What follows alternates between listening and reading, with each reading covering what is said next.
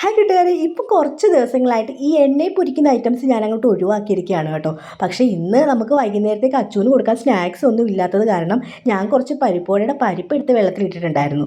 അങ്ങനെ അച്ചു വരുന്നതിന് കുറച്ച് മുന്നേ ഞാൻ അതെടുത്ത് നന്നായിട്ട് കഴുകിയിട്ട് കുറച്ച് സവാളയും കുരുമുളകും പച്ചമുളകും പെരിഞ്ജീരകവും ഒക്കെ എടുത്ത് നന്നായിട്ട് അരച്ചെടുത്തിട്ടുണ്ട്.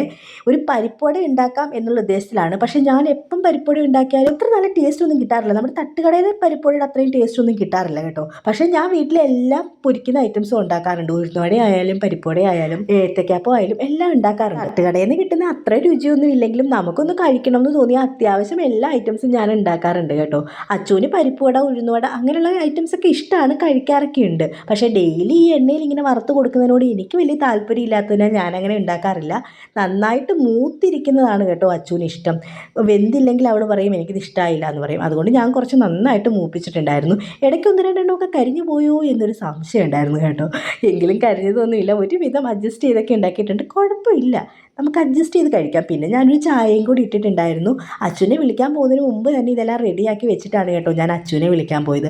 അങ്ങനെ അച്ഛനെ സ്കൂളിൽ നിന്ന് വിളിച്ചുകൊണ്ട് വന്ന ശേഷം ഞങ്ങൾ രണ്ടുപേരും കൂടെ അങ്ങോട്ടങ്ങ് കഴിക്കാനിരുന്നേ. അങ്ങനെ ചൂട് ചായ ഇങ്ങനെ ഊതി ഊതി കുടിച്ച് ഞാൻ പരിപ്പോടെയും കഴിച്ച് അങ്ങനെ ഇരിക്കുകയാണ് കേട്ടോ. അപ്പോൾ നമ്മുടെ വീഡിയോ ഇഷ്ടമായി ലൈക്ക് ചെയ്യാൻ മറക്കല്ലേ കൂട്ടുകാർ. ബൈ.